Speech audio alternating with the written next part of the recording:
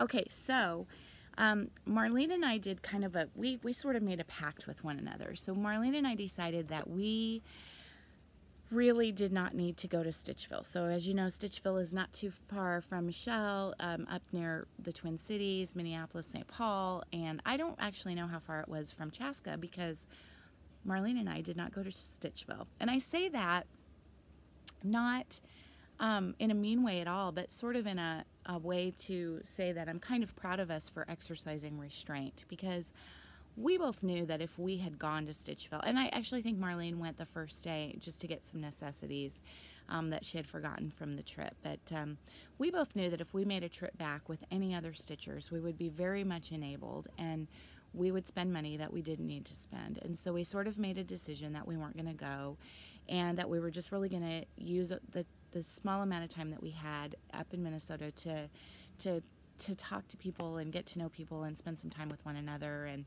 with Jen and Teresa and many, many other people. So we didn't go, and part of the big reason that I didn't want to go was that I had just placed an order with Jen's Stitching Niche for kind of a funny reason that I'm going to tell you about, because sometimes I can be the hugest idiot.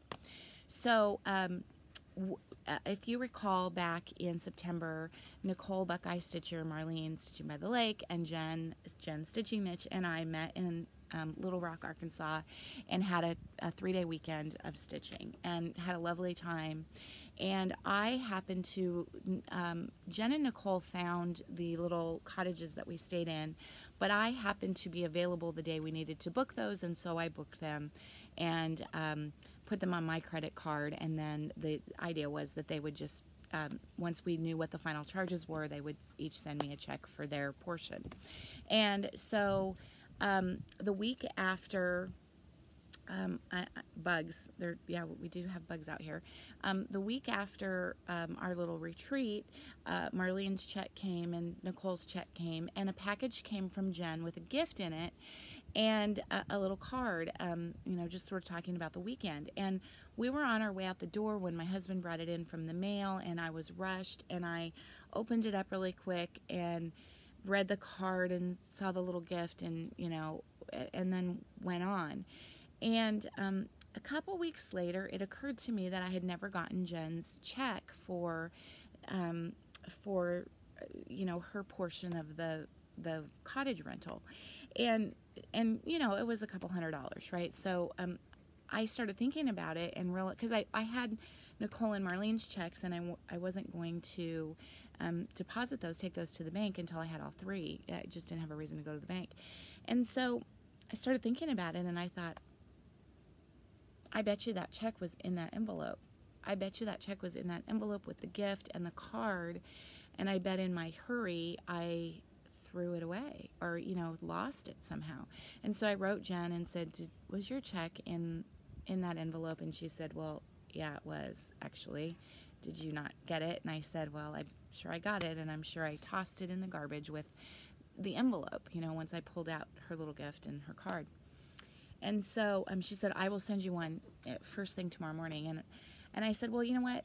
I was just looking at your website on Etsy, Jen's Stitching Niche, and there's a couple things I want to order. So how about this? And there's a ton of things on there that I want. So how about this? Rather than you worrying about sending me a check, why don't I just put together an order and order a bunch of stuff, and we'll call it good. And, you know, and so I did. And my idea was that I think the amount for the cottages was like $235 or something.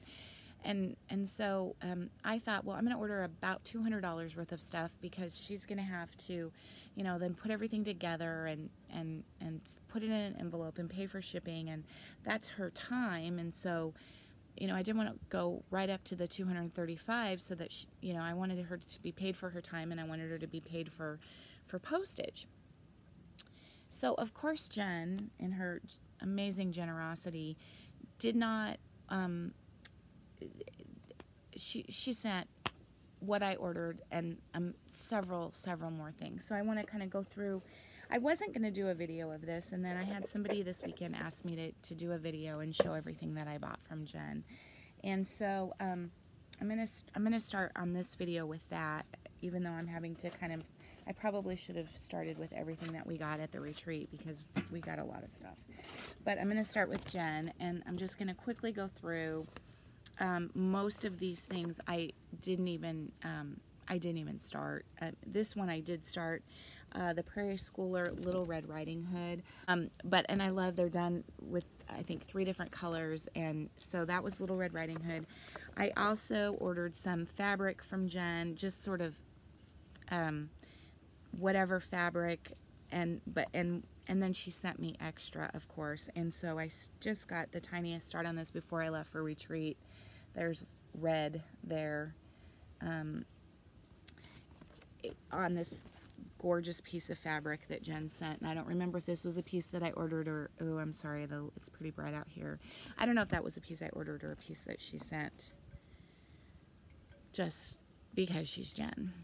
But anyway, I ordered Little Red Riding Hood and the 3 Little Pigs, which is this one. And the thing that captivated me about the 3 Little Pigs is the wolf on top of the house. I love that. I think that's so funny.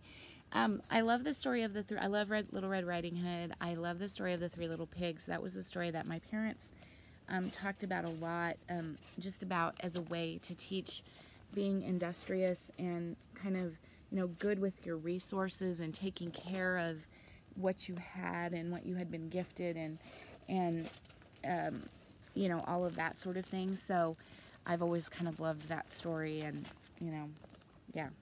Another one that I got was the Prairie Schooler.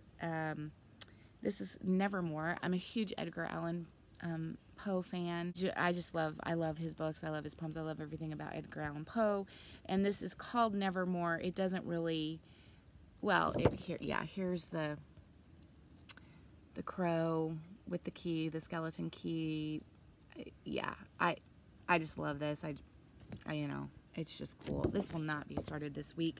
I'm kind of, this is where I am in my stitching this week. I'm kind of done with Halloween. I kind of feel like I just need to work on Christmas, although based on my starts today, that's not what I've done.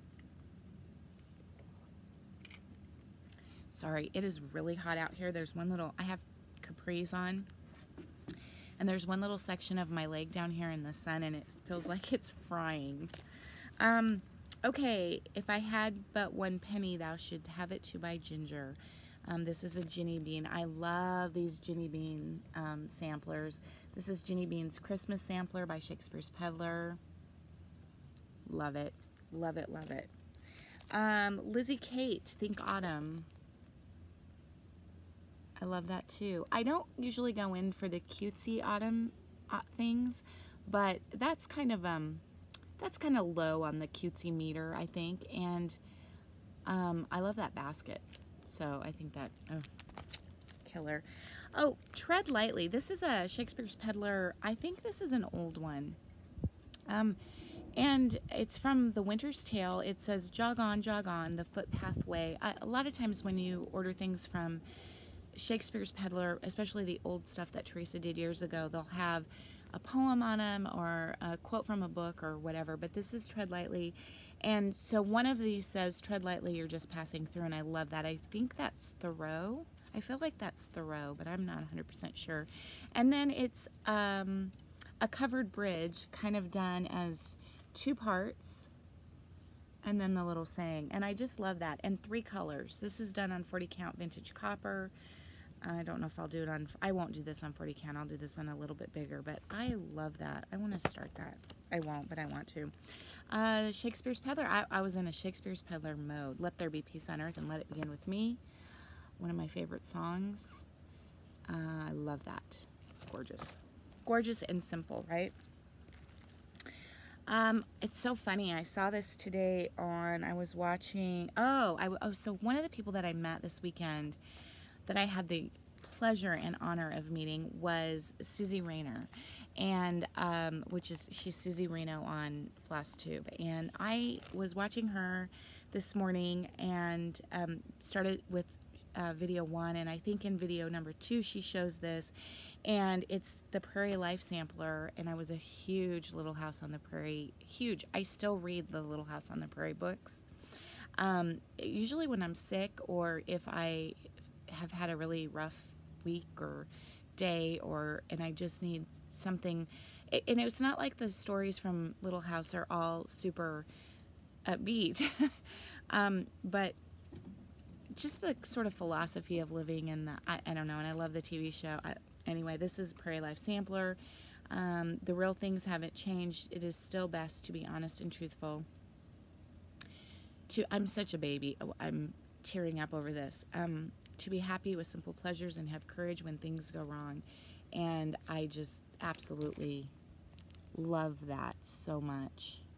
Look at how beautiful that is. That probably won't get started till after the first of the year. The Prairie Schooler, Let It Snow. This is not on the original cardstock. This is a reprint, but Let It Snow from 2007. I love the, and that Santa, and the kind of green snowman. I may change that, but we'll see. I've looked at this for a long time. This is Country Cottage Needleworks Winter Snow, and you can see what direction I'm headed here with my thinking, but I've looked at that for a long time and wanted it for a long time, and yeah, love that. Love that. This is one that, this is Father Sail Home. I think I saw this Just Keep Stitching. I think Pam bought this or already did it. Now I can't remember. It was some time ago, and it was one of the ones that I thought, I'm not going to get it, I don't need it, and then when I was picking out things from Jen's site, I saw that she had it and picked it. So Father Sail Home, and you know I love everything nautical, so that's gorgeous. This is a Scattered Seed Samplers, Mary Mustard Seed, and first of all, I had never heard of Scattered Seed Samplers. I love them. And it is, okay, now wait a second. This I did not order from Jen. I'm sorry. I ordered this from Scattered Seed on Etsy because someone else had mentioned them. And this reminds me of Feed the Birds from Mary Poppins, but Scattered Seed is so for the Oh Gentle Birds, oh Gather Birds and Sing for Me. And I loved the little lady feeding the birds. I thought she was, I think that's what I'm going to look like when I'm old. I could see, I'll probably even dress like that. Anyway, I think I'm getting bitten by little gnats out here. It's driving me crazy. I don't believe I ordered these. I think this is something that Jen included. Gorgeous, gorgeous flosses from Crescent Colors, which I don't know that I've ever had anything from Crescent Colors. And then look at the, now I may have ordered these because I loved them, but I don't know. I don't know if I ordered them or if Jen just included them. Farmstead Christmas. Okay, this is Plum Street Sampler. I can't believe this was the only Plum Street I ordered, probably because I have just about everything else, but this is Farmstead Christmas, and I would like to do this twice, which is a big joke. I say that all the time, and I probably won't, but I will probably do this for my friend Janice for Christmas. Farmstead Christmas, a Merry Christmas wish to all. Janice's call sign, her farm sign is Black Horse, so anything that I see with a black horse I love. And then the last one I got, because Jen had just finished it and it was killer to die for, the Cricket Collection Sleepy Hollow. I am a big Sleepy Hollow fan.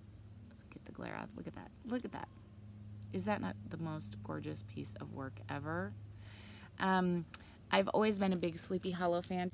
My son's sophomore year one-act show was a one-act based on Sleepy Hollow. I feel like it wasn't called Sleepy Hollow, but it was definitely based on that. And my son played an old man, and played this old man, and was one of the narrators, and then one of the old men. And I just remember watching him on stage, and it was one of the first times that he played a character that was so different from his, from himself. I mean, he played, he was probably 15 at the time, and he played this like ancient guy, and it was so amazing and kind of shocking to watch him play this old guy in Sleepy Hollow, and so I had to have it. Okay, once again, I'm 11 seconds over. I'm going to stop here. I'll have to edit, and I'll get back to it here in a bit.